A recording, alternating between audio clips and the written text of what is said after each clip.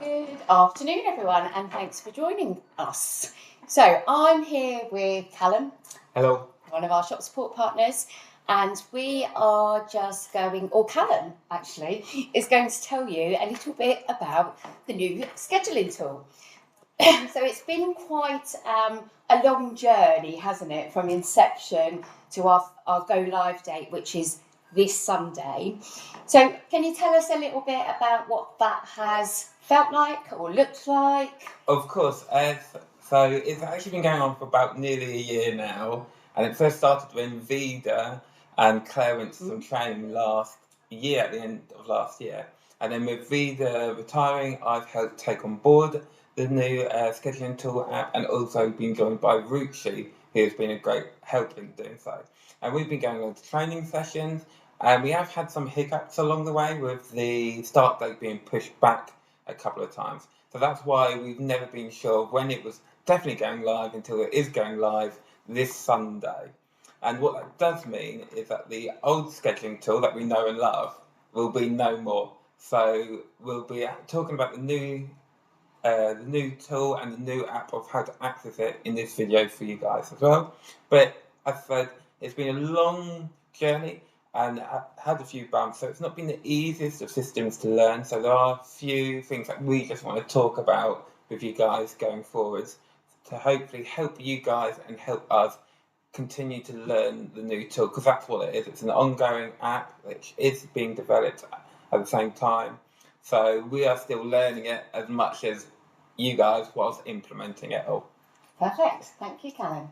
So, one of the advantages of the tool is that it's automated, so that in theory should save us time and effort in terms of organising our day.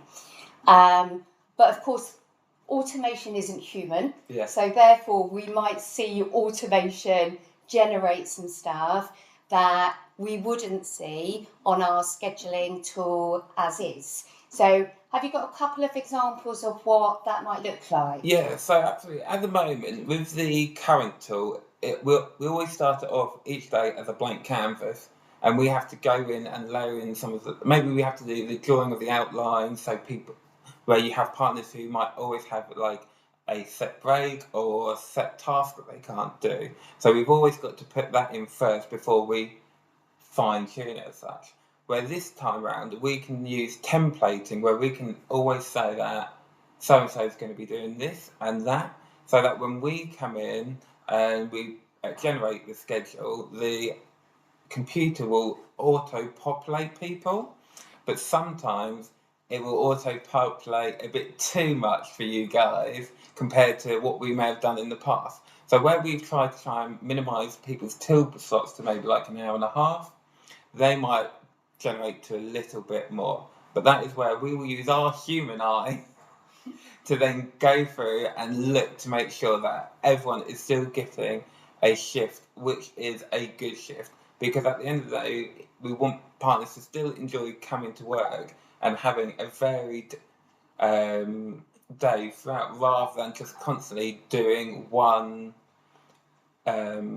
task throughout the whole day, a varied day. But as I say, we are still learning. So for the first period, there might be days where you're thinking, flipping heck, I've got the day from hell here. What has Callum done? Please don't send hate mail to us. We're not doing it on purpose, but we are still, I say, getting used to the tool. So just please, we know that we will have to all learn as we go, as Callum said. So if you can just raise and make sure that we're aware of your feedback, then we can work on addressing that together as a leadership team and as a shop support team. And then just to give a little bit of reassurance, Callum, can you, what basis does the tool use to allocate people tasks? Yeah, so work that we did with all your team managers as well, line managers, is going through and saying that we can tick off what skill set partners can and can't do.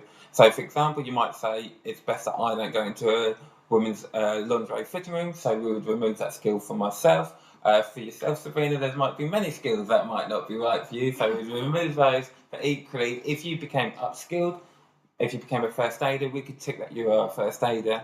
So then the scheduling tool will know to be able to give you that day, that shift, that task of being a first aider for the day. Perfect. And I think what we can already see and what has been thrown up in practicing how to use the tool is that there might be some issues with break allocations. Yes. Yeah, so with this system, it was kind of mainly used first for Waitrose and before moving over to John Lewis. So again, that's where the system is still being slightly tweaked for itself or worked upon. So where you might have a 1 hour length of break from like 9:25 till 6 on your rota, it thinks you are going to have a 1 hour break, where historically you might have had 2 half-hours. So to begin with, it might come up with that on your shift saying that you are having a 1 hour. But again, I think that might be an opportunity where we can take partner feedback. Some of you might actually enjoy having that 1 hour together, where you might be able to have your lunch but also pop out and do some shopping. But for some of you where you are more used to having the 2 half-hours, that's where Sabrina said you can provide us with the feedback and we can go back to the teams who are still working on the system and give that feedback of potentially changing how breaks are scheduled out to partners. Okay, so we will go through a process of publishing a schedule so it is visible for all of you to see. How far in advance are we planning on doing that? Yeah, so the schedules the aim is to have them published 2 weeks in advance, and we publish a week at a time as well. So if we published it on the Monday for the following week, you'd be able to see from the Sunday through to the Saturday. So you'd be able to see quite far in advance what your shift will be looking like. And at the moment, partners can check the scheduling tools to look at holiday availability because you can see much further into the future. We won't be able to do that with the new WFM scheduling tool, will we? Yeah, correct. So again, there is another new app. So clear the space on your phones if you want to. This app will be the holiday planning app, which will show you when there is availability for you to still book your holiday off via Workday. And what I should say is that Workday, when you book it off and it gets approved, will automatically go through to the new scheduling tool. So you know at the moment, sometimes you have it showing one thing on Workday and not on the scheduling tool. This should eliminate that, as the two systems will be automatically working alongside one another. Okay. So let's pause there, Callum, because I think we're in risk of downloading too much information to everyone. But we'll make sure we keep communicating, ourselves and the leadership team.